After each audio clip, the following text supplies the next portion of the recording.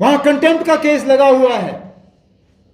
लद्दाख के chief secretary और election अफसर को कहा हुआ है कि आप इन पर्सन हाई कोर्ट आ जाइए। और ये सब क्यों? क्योंकि कुछ लोगों को यह गलत फहमी थी कि अगस्त 2019 के बाद लद्दाख की सरजमीन से नेशनल कॉन्फ्रेंस का जो सिंबल है वो हट जाएगा। और सिर्फ इस बात को साबित करने के लिए उन्होंने अदालत का भी वक्त जाया किया और थोड़े बहुत हमारे भी पैसे बर्बाद किए। लेकिन कहते हैं ना, अल्लाह ताला के दरबार में देर है अंधेर नहीं। ये वाला भी लड़ेंगे, जीतेंगे और इंशाल्लाह बड़ा वाला भी जीत जाएंगे। क्योंकि हम धोखे की सियासत नहीं करते, हम वक्त के साथ दाएं बाएं नहीं जाते। जिस तरह हर पेड़ बराबर का नहीं होता।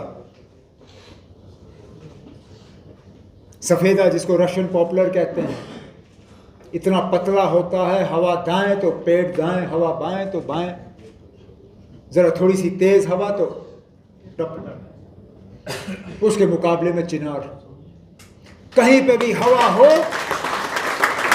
तो चिनार का पेड़ जो है वो हिलता नहीं। यही हम में और बाकियों में फर्क।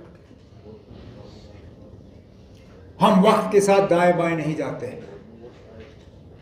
जब कश्मीर में बंदूक का साथ देना एक फैशन बन गया था, हम लोग थे जिन्होंने कहा यह गलत है।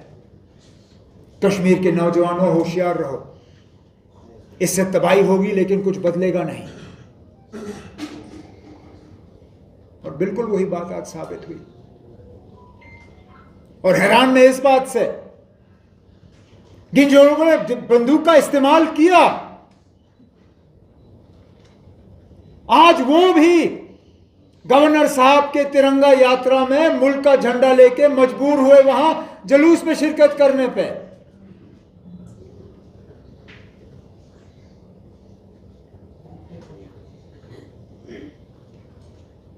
हम कम से कम लोगों को ये कह सकते हैं ना कि हम उन लोगों में से नहीं हैं जिन्होंने उस वक्त तिरंगे के खिलाफ मुहिम चलाई और आज तिरंगा लपेट के घूम रहे हैं। हम वो लोग हैं जिन्होंने उस वक्त भी आप गालियां खाई, मुखालफत हुई। हमारे कितने साथी कुर्बान हुए।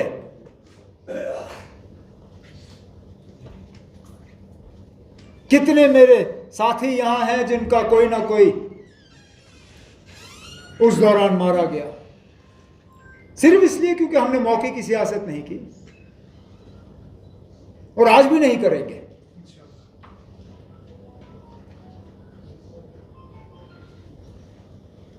हम अपनी बात पे कायम रहते हैं।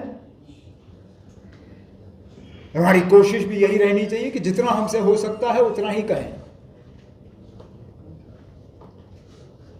आप नौजवानों की एक बड़ी जिम्मेदारी बनती है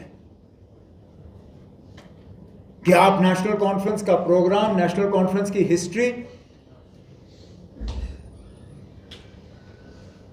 ये अपने आसपास जो बाकी नौजवान हैं उनको समझाएं। शेर कश्मीर की जो दूरअंदेशी क़यादत रही,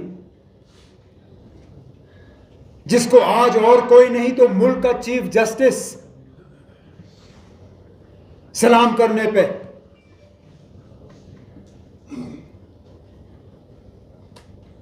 कहा कि इस जैसे दूरअंदेश लीडर दिखते नहीं हैं।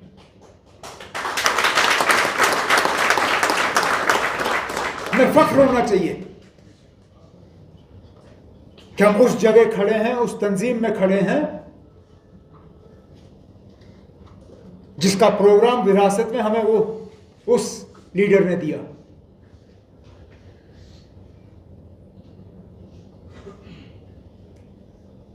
तंजीम को हमें मजबूत करने का काम करना है, सबको जोड़ने का काम करना है, अपने आप को बाकी साथियों के बराबर समझना है। न ये कि हम ये सोचे कि हम ऊपर हैं तो बाकी सब नीचे। घमंड नहीं रखना। जब हम बात करते हैं एक दूसरे के साथ तो तरीका सही होना चाहिए, और खासकर जब हम उन साथियों के साथ बात करते हैं जिनका हमारे से ज्यादा इस तंजीम के साथ एक रिश्ता रहा है, जिनका तजुर्बा ज्यादा है। आप लोग जवान हो,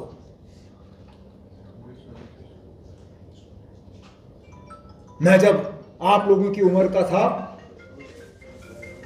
मुझे भी लगता था ना, ये तजुर्बा क्या है, मुझे तो सब कुछ पता है, मुझे क्या सीखना है। ये गलतफहमी है कि जितनी ज्यादा उम्र होगी उतना ज्यादा बंदा जो है तजुर्बाकार होगा या कुछ सीखा होगा। मैं तो उस कम उम्र में भी बहुत तजुर्बाकार आदमी हूं, लेकिन आज मुझे इस बात का एहसास है कि जो चीजें मुझे आज पता हैं वो 20 साल पहले मुझे पता नहीं थी। बाल सफेद हो जाते हैं, सफेद होते होते आदमी कुछ सीख जाता है। इसलिए आप नौजवानों से मेरी मोतबाना गुजारिश होगी, जहां कहीं आपको तंजीम का बुजुर्ग मिले उनके साथ बैठ के तंजीम की कुछ बातें करें। बेशक 10 बातों में वो 3-4 ऐसी बातें करेंगे जिससे आपको कोई फायदा नहीं होगा, लेकिन यकीन माने उन 10 बातों में से 6 बातें ऐसी होंगी जो आगे जाके आपको बहुत बहुत फायदा देंगी, क्योंकि उनके तजुर्बे को